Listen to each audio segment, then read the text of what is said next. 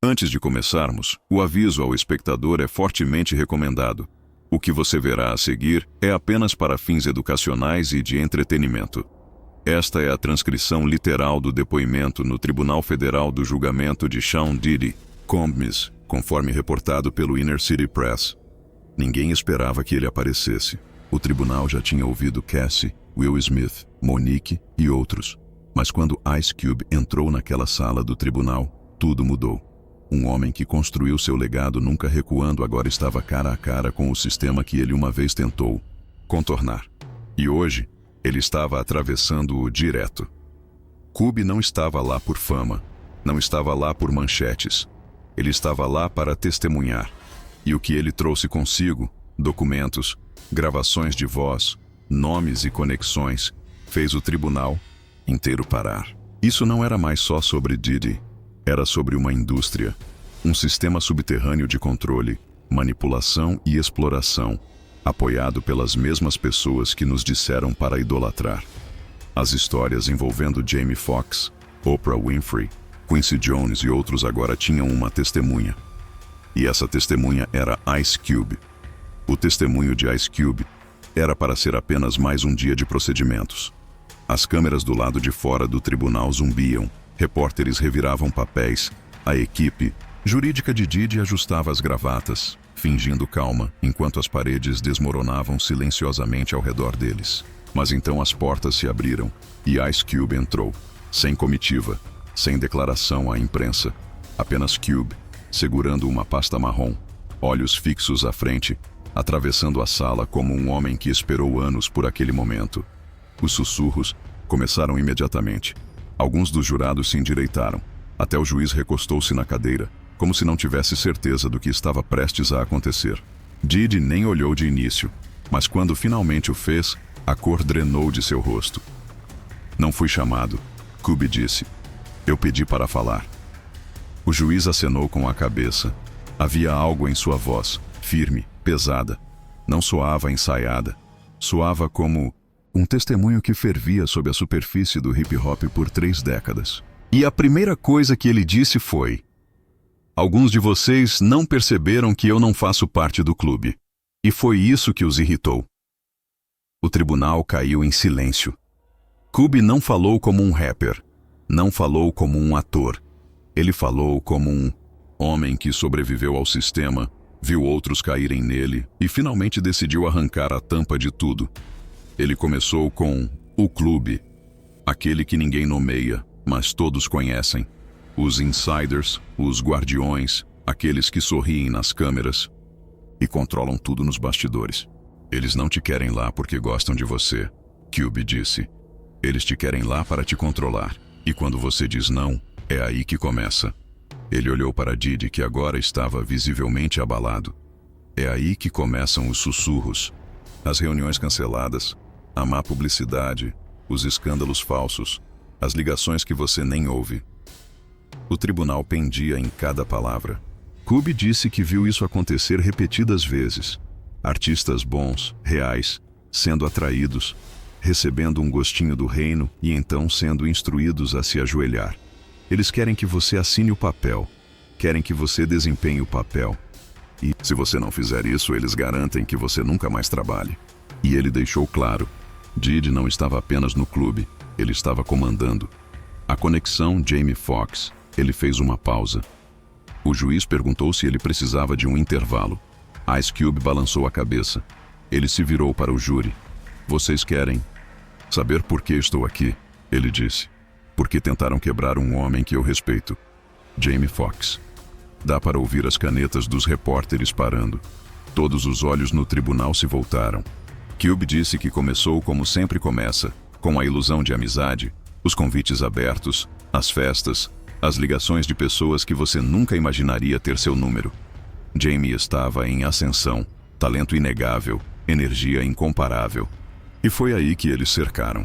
Primeiro é elogio, Cube disse. Depois, são favores. Depois, é controle. Ele contou ao júri que Jamie Foxx confidenciou com ele mais de uma vez, quietamente, cuidadosamente, com medo. Eles te trazem como família. E se você tocar o jogo, te chamam de brilhante. Mas se você não tocar, Ele deixou o silêncio responder. Cube testemunhou sobre as infames festas de basquete, a política de nada de celulares, os SUVs pretos, os convidados estranhos. Não era só basquete, ele disse. Era um teste.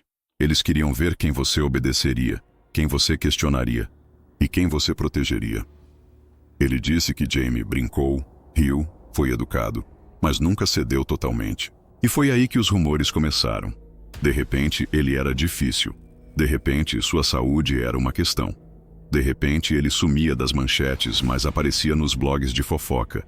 Cube disse que a emergência médica de 2023 não foi coincidência. Foi punição. Foi um tiro de aviso disfarçado de complicação. Ele disse que o círculo de Diddy não só fazia festas, eles construíam arquivos, câmeras, filmagens, momentos que você não sabia que estavam sendo gravados. E uma vez que eles tinham, guardavam e usavam. Cube contou ao júri que Jamie uma vez ligou para ele depois de um evento de Diddy. Ele não entrou em detalhes, mas disse: Cube, não posso falar sobre isso, mas também não consigo esquecer. Se o tribunal já não estava chocado antes, estava agora. Porque o próximo nome que saiu da boca de Cube foi Oprah. A conexão Oprah e Quincy Jones. Não é só o Puff, ele disse. Há camadas nisso. Ele explicou que, no auge da ascensão de Jamie, logo após Ray, logo antes do buzz do Oscar, Jamie recebeu uma ligação, silenciosa, de Oprah. Ela disse: Você está estragando tudo. Cube não vacilou ao relatar. Ele disse que Jamie ficou chocado. Pensou que ela estava ligando para parabenizá-lo, mas ela estava ligando para redirecioná-lo. Ela disse que ele precisava se recompor, e então disse que o levaria a alguém que poderia ajudar. Aquele alguém era Quincy Jones. Cube disse ao tribunal que não precisava explicar quem Quincy era. Todo mundo em Hollywood já sabe. Ele disse que Quincy sempre foi uma figura sombria, celebrado na superfície, temido nos bastidores. Ela levou Jamie para a casa de Quincy como se fosse uma intervenção, Cube disse. Mas não era cura, era submissão. Ele contou ao júri que Jamie descreveu como a noite mais estranha da sua vida. Parecia que ele estava sendo preparado. Não estava sendo ajudado. Estava sendo treinado. Cube deixou claro que o que aconteceu na casa de Quincy naquela noite nunca foi totalmente explicado por Jamie. Mas o olhar nos seus olhos quando tentou, isso já foi o suficiente. E então Cube se inclinou. Oprah chamou de responsabilidade. Quincy chamou de legado. Mas o que eles estavam realmente dando a ele era uma coleira. Cube disse que depois daquela reunião, Jamie começou a mudar. Não porque quisesse, porque precisava. Ele me disse: Cube, a única maneira de sobreviver nesse jogo é fingir. E eu vi aquele homem fingir por anos. Ele fez uma pausa, mas agora ninguém está mais fingindo. O poder de Quincy Jones. Ice Cube não hesitou ao mencionar o próximo nome. Quincy Jones. Ele disse devagar: Ele não é só um produtor nessa cidade. Ele é um padrinho. O tribunal não se mexeu. Nem uma respiração. Cube olhou para o juiz, com respeito. Isso não é fofoca, é verdade, e precisa ficar registrado. Ele disse ao júri que, por décadas, o nome de Quincy foi sussurrado atrás de portas fechadas, reverenciado publicamente, temido privadamente. E o que ele fez para merecer esse medo? Bem, essa é a parte que as pessoas só insinuam em músicas e entrevistas codificadas. Cube se inclinou. Você não fica tão poderoso quanto Quincy sem fazer acordos. E não estou falando de acordos de negócios. Estou falando de trocas de alma. O tipo de arranjos que não vem com contratos, só com controle. Ele testemunhou que o encontro de Jamie Foxx com Quincy não foi acidente. Aquela reunião, arranjada por Oprah, não foi casual. Foi uma passagem. Cube disse que Jamie estava sendo transferido de um manipulador para outro. A sala estava em silêncio total. Ele me disse depois: Cube, não foi conselho que ele me deu, foi instrução. Segundo Cube, Quincy apresentou o encontro como mentoria. Mas Jamie sabia melhor. Parecia que ele estava sendo processado. Não ajudado, processado. Cube disse ao júri que ouviu histórias semelhantes de outros homens da indústria. Homens que desapareceram do holofote, mudaram sua imagem pública, Da noite para o dia, ou tiveram colapsos silenciosos e nunca mais foram ouvidos.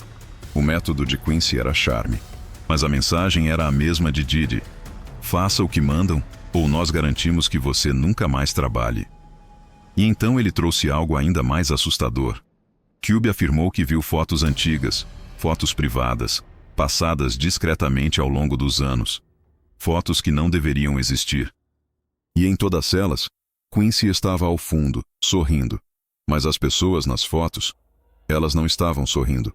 Ele disse ao tribunal que não podia confirmar tudo o que viu, mas podia confirmar isto: Quincy não é só um mentor, ele é um intermediário, e as pessoas para quem ele responde, ainda não temos nomes para elas.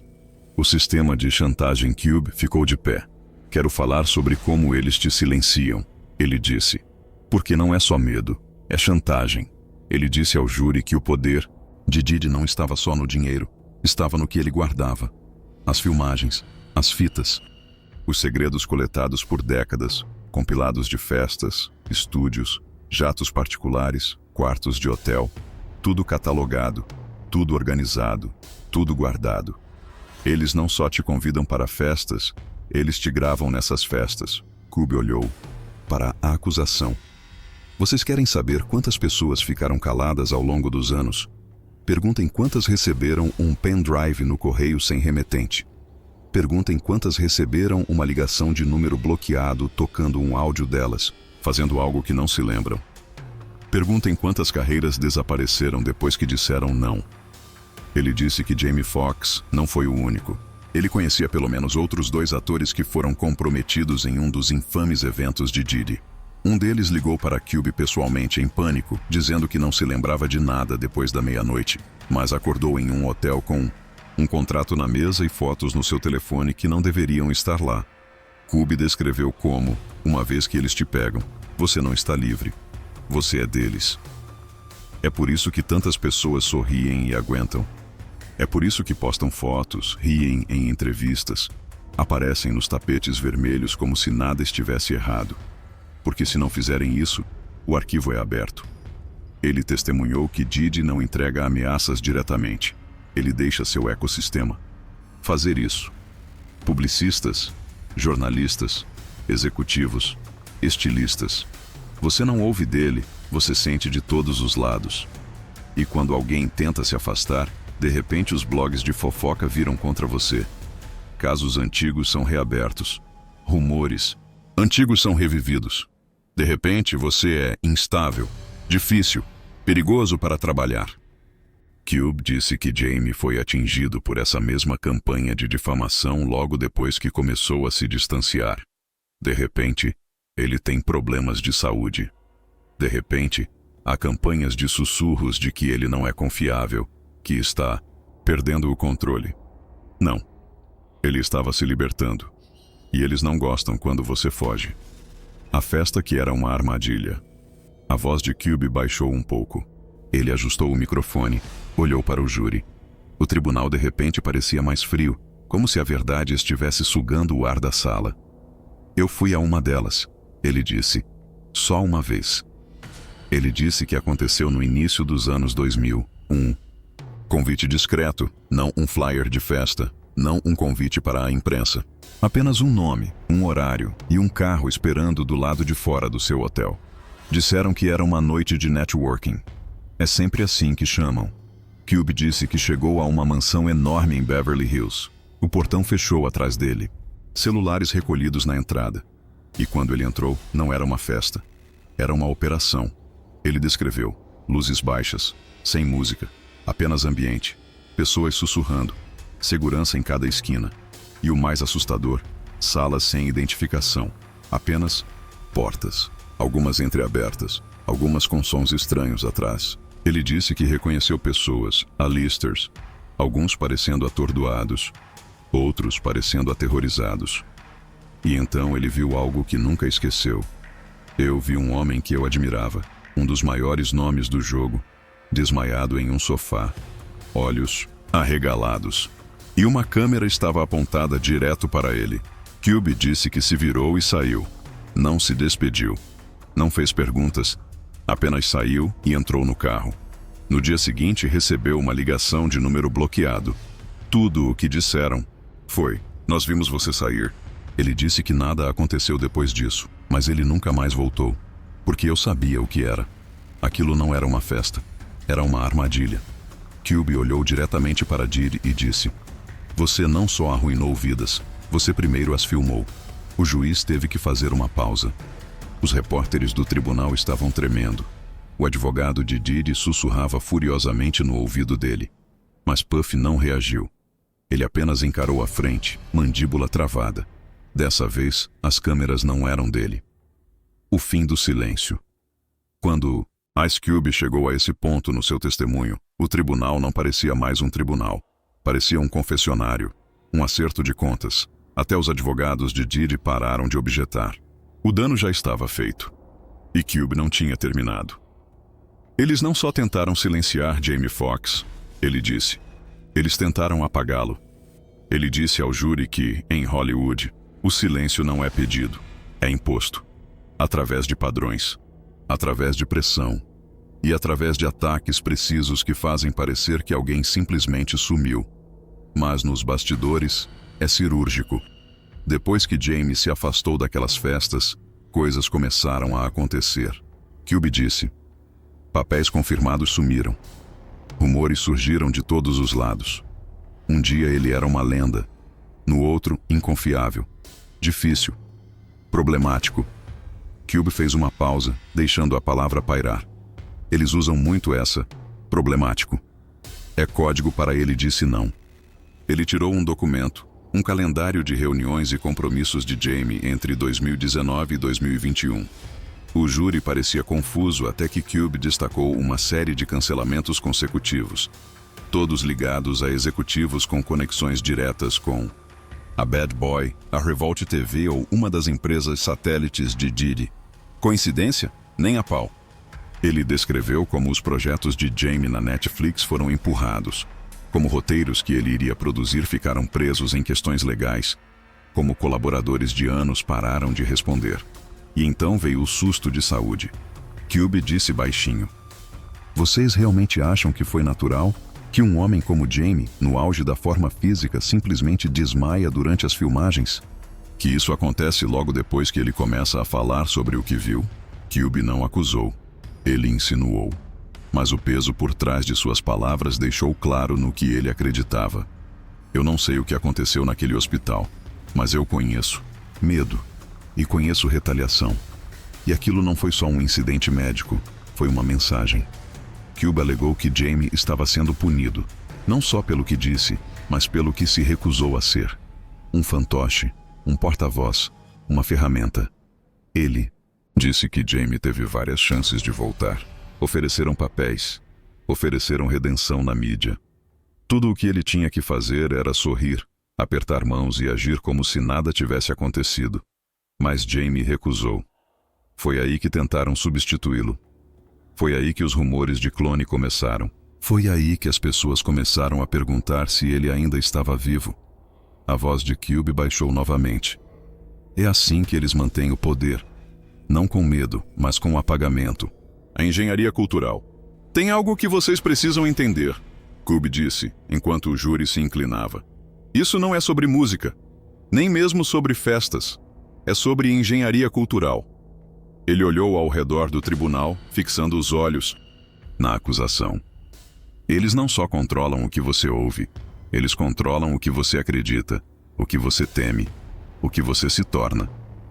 Cube explicou que Hollywood, pelo menos a versão comandada pelo clube, é uma máquina. Um sistema projetado para armar identidade, trauma e rebeldia e vendê-los de volta ao povo como entretenimento. Vocês acham que é tudo liberdade? Toda expressão? Não, é roteirizado.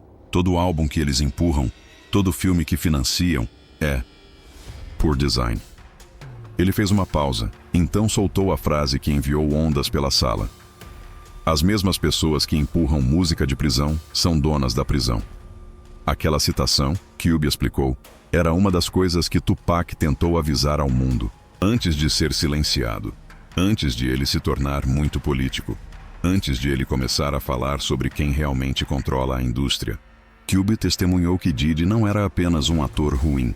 Ele era um conduto, um rosto escolhido, selecionado para glamourizar o estilo de vida que destrói as pessoas. E qualquer um que não seguisse o roteiro não ganhava airtime, não ganhava verba de marketing, não ganhava apoio da gravadora. Se você canta sobre construir algo, você é engavetado. Se você fala sobre cura, você é chamado de brega. Cube até alegou que artistas com mensagens espirituais ou anti-indústria tiveram seus estúdios invadidos, seus hard drives hackeados, suas contas congeladas. O clube não quer que você só entretenda, eles querem que você obedeça. Ele conectou isso de volta às festas de Diddy. Disse que elas eram mais do que playgrounds indulgentes. Eram salas de seleção, lugares onde artistas eram testados em câmera. E se você tocasse o jogo, era protegido. Mas se você saísse da linha, era incriminado ou desaparecia. Ele mencionou uma cantora conhecida que uma vez recusou assinar com a Bad Boy depois de um convite para uma festa. Em meses, ela foi pintada como instável, cortada da sua gravadora e silenciosamente removida de toda a premiação. Vocês acham que foi ela sendo errática? Não, foi punição. Cube olhou de volta para o júri e disse o que ninguém mais ousou dizer no julgamento até então. Vocês estão sentados aqui tentando descobrir o que Diddy fez. Mas a pergunta que vocês precisam fazer é: quantas pessoas o ajudaram a fazer isso? E naquele momento, o julgamento parou de ser só sobre Diddy, tornou-se um espelho. As palavras finais de Ice Cube. O juiz perguntou se ele queria dar suas palavras finais. Cube acenou com a cabeça. Ele se afastou do estande, caminhou até o centro do tribunal e encarou Diddy diretamente. Você construiu um reino com o silêncio dos outros, ele disse. Você chamou de sucesso, mas era escravidão. Diddy não se mexeu. Ele estava pálido, olhos fixos. Cube continuou. Você não só deu festas, você criou prisões. Prisões emocionais, prisões psicológicas. E as encheu com pessoas que achavam que estavam sendo celebradas, mas na verdade estavam sendo capturadas. Ele se virou para a galeria. Para todo artista assistindo isso. Para toda criança sonhando em fazer sucesso na música ou no cinema. Pergunte-se, quem está na porta daquele sonho? Quem está segurando a chave? E o que eles esperam de você antes de deixarem você entrar? Ele respirou fundo.